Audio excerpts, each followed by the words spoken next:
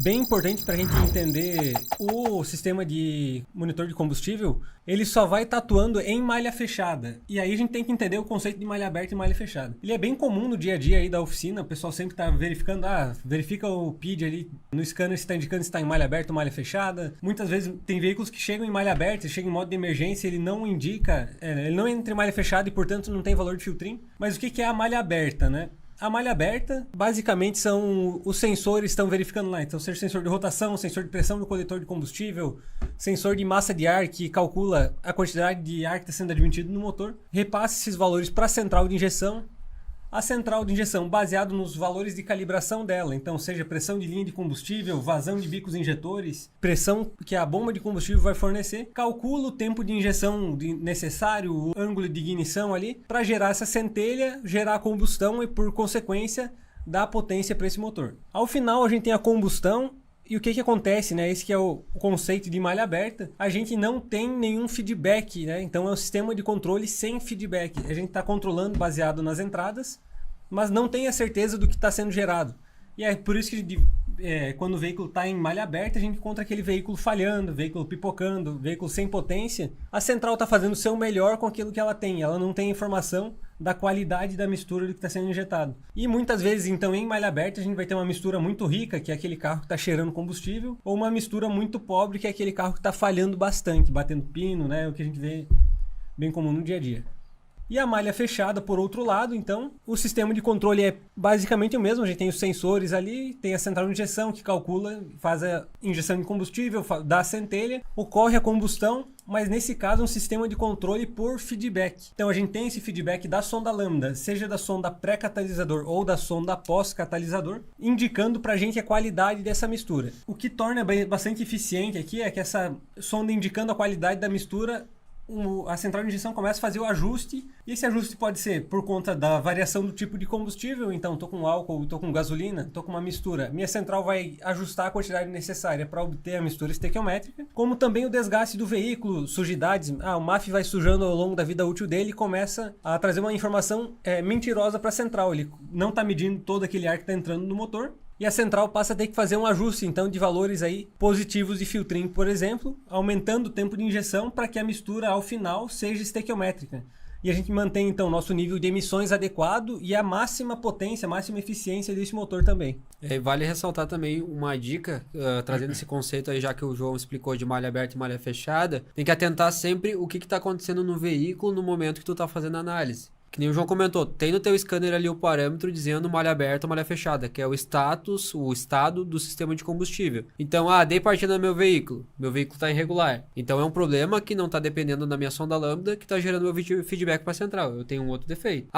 Meu carro estava em malha aberta e estava bom, foi para malha fechada, ficou ruim. Então tu tem que atentar para tua sonda lambda, porque a partir do momento que a central começa a requisitar esse feedback, o motor começa a apresentar um funcionamento irregular. Então essa é uma dica muito legal e muito útil no dia a dia para te entender que estado a malha está no momento que essa falha está ocorrendo. Isso, e também é de notar, né, que quando surgiu o monitor do sistema de combustível, né, as principais motivações que fizeram esse surgimento, e tanto a inclusão da própria sonda lambda, principalmente, né, como a gente falou bastante no nosso começo do curso, emissões. Então, o que motivou tudo isso é a tal de emissões de gases poluentes ali, né? Então, com a inserção ali da sonda lambda, trabalhando numa malha fechada, o próprio sistema ele trabalha de forma mais equilibrada, poluindo menos, melhorando também no bolso do consumidor, né? Porque ele equilibra melhor a mistura, então o consumo ele é mais eficiente, e também para garantir aí a vida útil do catalisador, né?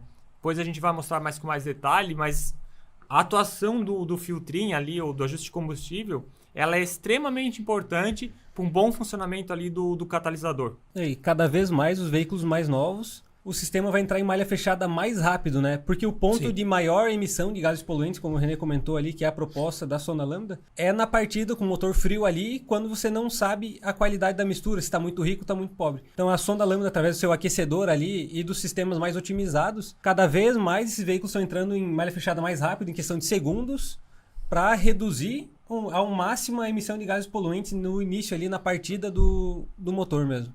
Isso é uma coisa que a gente acaba vendo nas Verdade. pesquisas, que a gente, como a gente desenvolve muito material, tu vê a diferença entre os veículos, né? Isso que o João pontuou acontece muito na prática de instantaneamente tu, tipo, tem que ficar de olho no parâmetro, porque tu tava em malha aberta e logo ela já vai pra malha fechada. Então tu tem que conseguir perceber essas diferenças e poder executar esse teste de maneira eficiente, né? A velocidade que a sonda começa a funcionar, né? Sim. Antigamente demorava, sei lá, 15 minutos.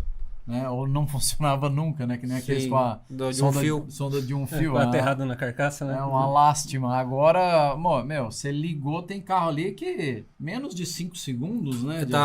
A média tá de 5 a 7 segundos e meio. 5 a 7 segundos. Você dá a partida e em 5 segundos a malha tá fechada e a sonda tá totalmente operacional. E como pra toda regra tem sua exceção, tem alguns carrinhos aí que demora pra entrar em funcionamento, hein, Jeff? Ainda, A gente tem, no caso, isso é uma dica assim que o João falou que é top. O Jeff, cara que deu a palestra sobre sonda no circuito aí, Que o que a gente pegou? Que eu me teve uma dor surpreendi de muito. cabeça aí com a sonda. Que eu achava que o carro tava com defeito. Eu achava, peguei um defeito trimastro do carro do colega, né? E na verdade, tu tem que estar sempre atentando pro comando da central. Porque assim como a da sonda pré entra em funcionamento absurdamente rápido, a sonda pós demanda de muito tempo para entrar em funcionamento em alguns veículos. Volkswagen, por exemplo, é quase instantâneo, as duas sondas trabalhando ao mesmo tempo. Vai pegar um Toyota Etios, demanda de pelo menos uns 5 minutos até que o aquecedor seja comandado. Não é que a sonda demora para aquecer, e sim a central não comanda. Por estratégia da central, né? Por estratégia, porque vamos combinar. O catalisador, ele tem ali a temperatura de trabalho dele. Ele não vai conseguir instantaneamente chegar na temperatura de trabalho. Exato. Então a central, por estratégia, espera o catalisador aquecer, para daí aquecer o sensor pós-catalisador, e daí sim vir analisar a eficiência desse catalisador. Mas, falando nisso, eu já peguei Up de primeira geração, que é Volkswagen, onde a sonda pré demora significativamente para funcionar. Que é a sonda de fio vermelho que está no 3 cilindros aspirado. Que é a mesma que usa no Quid, no Sandero, que é a mesma situação. O Quid é pior ainda. O Quid, o René tem um Quid, chegou a levar acho que 15 minutos, né, René? Acho que foi mais de E 5 em minutos. trajeto, andando com o veículo, trocando marcha, tudo, e mesmo assim a central demorou a entrar e ativar esse aquecimento. Então, essa é a parte bacana, então a gente entender esses conceitos. A gente vai entrar mais a fundo nessa parte do monitor de sonda, não é o tema de hoje, mas é outro que dá muita dor de cabeça. Mas não tem como falar de filtrinho sem falar de sonda. lâmpada. Então... acaba vindo de brinde aí, né? Tá sempre correlacionado ali, porque é a sonda quem vai determinar o funcionamento pleno do veículo para que a gente tenha esse filtrinho atuante aí no sistema, né? Isso aí. Vamos pro próximo slide. Agora a gente tem o nosso vídeo, é do nosso mockup, esse Onix. Vale pontuar que nós estamos aqui as situações para falar da malha aberta e malha fechada. Que é o conceito que a gente explicou agora ali, né? Eu consegui pausar. Aqui tá em inglês, mas aqui seria o parâmetro do status. Aí, beleza. Aqui tá malha aberta, open. Então, o meu veículo foi ligado e olha como é rápido. Já mudou para malha fechada. Foi em quanto tempo aí? Aqui não tá... deu 5 segundos, deu 3 segundos? Não, dá menos. Deu 2 segundos. 2 segundos. Ó, ligou o carro, mal ligou, já... Foi super rápido Você mesmo. ligou... Outra observação que a gente trouxe aqui, que a gente tinha falado, o short term, que é o ajuste de curto prazo, ele tá zerado. Sempre que eu tô em malha aberta, eu não tenho ajuste, não tenho correção. Isso só acontece na partida? Não. Tô andando com o meu veículo, pé no fundo, borboleta abriu totalmente, o meu status vai para aberto por motorista ou por condução, depende da tradução do scanner. Por quê? A minha central, no momento que eu tô precisando de potência, ela não vai se preocupar em regular a minha mistura. Então ela larga em malha aberta e ela vai realmente derramar o combustível para te poder ter esse ganho de potência. E só complementando, Jeff, que é uma questão conceitual, né? Não faz sentido eu ter ajuste de combustível se eu estou em malha aberta, porque não tenho o que ajustar se eu não tenho um feedback ali, né? Eu vou ajustar uma coisa que eu tenho uma referência. A partir do momento que eu deixo de ter essa referência, não tem por que eu ter esse ajuste de combustível de curto prazo, por exemplo. Exatamente. Então, qual que são as situações? Momento de partida, tô com malha aberta. Momento de pedal lá, pé no fundo lá, wide open throttle, que é a borboleta totalmente aberta. E o cutoff, que é tirei o pé, tô com a marcha engatada, meu bico é desativado, então realmente não faz sentido tu ter uma malha fechada. E se eu tiver uma falha grave, vou pra malha aberta também. Ah, minha central detectou que tem um problema na minha sonda, malha aberta, esquece filtrinho. E aí, a partir do momento, então, que o Jeff vai dar play lá, que ele vai entrar em malha fechada, a gente vai perceber que instantaneamente a gente tem o filtrinho operando. Então, a partir do momento que o sistema entrou em malha fechada, a gente tem o ajuste de combustível começando a trabalhar. Mas essa regra só vale pro de curto, né? Porque Exatamente, o de boa longo observação. parece que não ficou zerado. Isso. Uma dúvida, no equipamento brasileiro, normalmente o Fuel Control Loop Status ali, ele tá como o quê? Malha... Normalmente é malha mesmo. Eles chamam de malha aberta, malha fechada. Malha aberta, malha É status fechada. da malha, né? Status Normalmente da, status da malha. É? Isso. É o que vem da norma também. Aham. Nesse caso em específico desse vídeo aí, ele foi acessado pelo proprietário, né? Só para esclarecer aí. Se alguém tiver alguma Sim. dúvida. Ele Tem tá essa no- observação. ele Nós Ele estamos tá no no proprietário. porque aí a gente tem ali a célula de combustível sendo mostrada também. Isso, aqui. Mas no genérico você vai ter o mesmo tipo de leitura. E aí é interessante a gente olhar que o veículo entrou em malha fechada no mesmo momento em que a sonda pré-catalisador começa a oscilar. Pra gente perceber como está relacionado. A partir do momento que a sonda começa a trabalhar, indicando esses valores de mistura ali, se o Jeff puder indicar isso. O veículo entra em malha fechada e a gente já tem o filtrinho oscilando. Então, pra gente perceber como está relacionado mesmo. E a primeira oscilação dela já tá em malha fechada. E aí a gente tem o ajuste de combustível de curto prazo iniciando o trabalho ali. E se a gente for pro próximo slide, a gente vai perceber o comportamento do ajuste de combustível. Não, esse aí é só uma imagem. Então, só comentar o que o René tinha falado, que ele observou aqui, mas o meu long aqui tava marcando alguma coisa. O que acontece? O ajuste de longo prazo, ele é salvo sempre na memória da OCE. Então, eu desliguei o meu veículo, houve uma correção, minha OCE tá armazenando. Por quê? Tô com o meu desgaste de injetor. Meu desgaste começou a ficar meu injetor começou a ficar um pouquinho sujo. Vai rolar uma correção ali porque aquela agulha não tá trabalhando. Ou ela não tá estancando do jeito certo, ou alguma sujidade tá atrapalhando. Então eu começo a armazenar uma correção. Aquela coisa, ele varia junto com a vida útil do veículo, né? Então as peças vão envelhecendo, elas não têm mais as características originais daquele veículo. E o sistema vai se adaptando para que ele se mantenha funcionando da melhor forma possível. E aí entra aquele ponto do apagar o código de falha diretamente. Muitos veículos, se a gente for lá e apagar os códigos de falha, a gente apaga também os valores autoadaptativos. O ajuste de combustível de longo prazo é um desses parâmetros. Apagando os autoadaptativos, por exemplo, de longo prazo, a gente vai estar causando aí uma instabilidade no sistema. Então, o veículo vai ter que reaprender o seu sistema, como é que ele funciona. Então, esse ajuste de combustível de longo prazo vai ter que passar pelo seu processo de aprendizagem, que em muitos veículos demora também. Não é tão rápido para o ajuste de combustível de longo prazo aprender esses valores. Só um exemplo, ver se isso faz sentido. Vamos supor que eu, do nada, assim, eu tivesse os injetores 20%... Os injetores estão relativamente obstruídos. A vazão diminuiu nos injetores porque ele entupiu, do nada, sei lá. Entrou uma goma ali e entupiu. Então, combustível ruim. Sei lá. Aí, o que vai acontecer? O ajuste de curto vai ficar alto, né? Porque injetor obstruído vai dar mistura pobre. Mistura pobre é ajuste de curto instantaneamente lá em cima. Exatamente, Positivo certo. tentando compensar. Com isso, o ajuste de longo prazo vai subindo, que é o parâmetro autoadaptativo.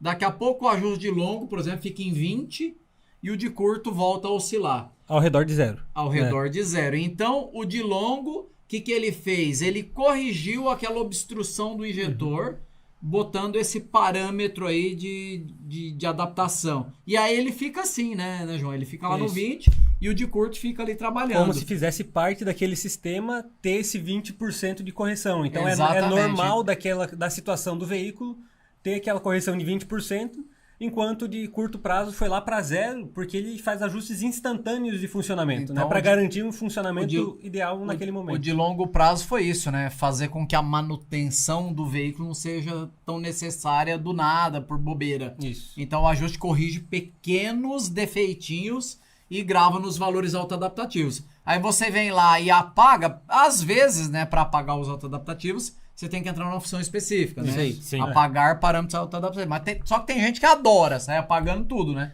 Se você apagar os parâmetros autoadaptativos, suponha que ele demorou 3 meses para chegar naquele ajuste de longo prazo em 20, porque ele foi adotando aos pouquinhos, sei lá, o defeito foi surgindo aos pouquinhos, né? O injetor foi entupindo aos pouquinhos. Aí do nada você apaga, o ajuste de longo volta a zero, o carro começa a falhar. E no caso Até desse... ele recuperar, né? Entendeu? No caso Então, desse carro aí... você que pode é- gerar falhas, né, quando você apaga, Sim. né?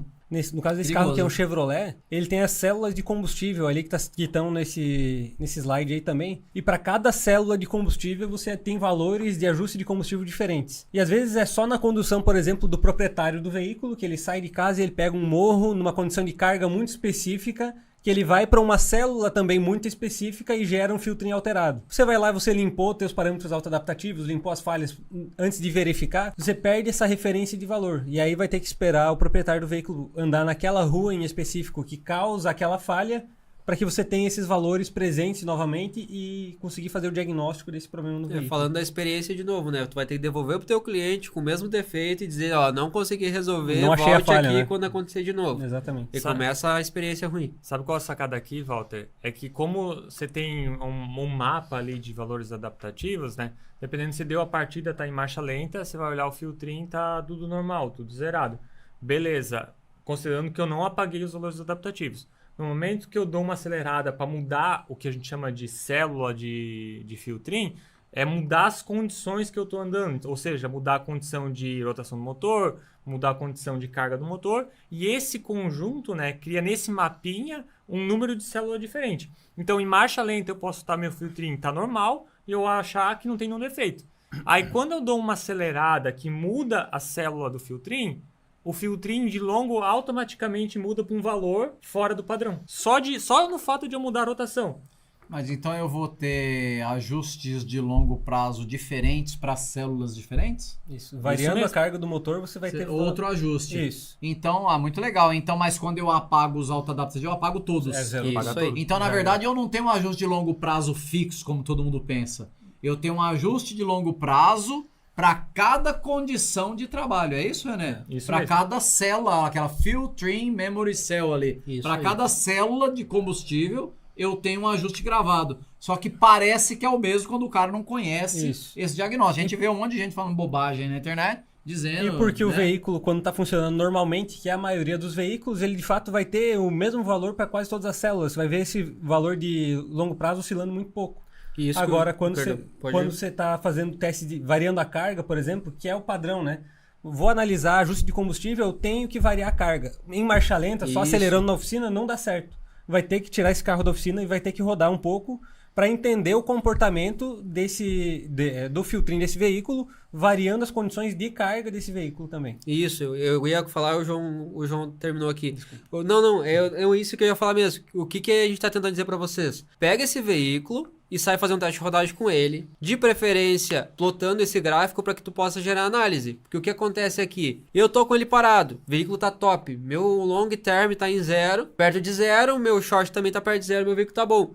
Comecei a andar com esse carro, opa, o valor variou. Por quê? O João falou, a carga do veículo, ela faz uma aprendizagem para aquela condição. Pode ser que esse veículo tá top em marcha lenta e ruim sobre carga.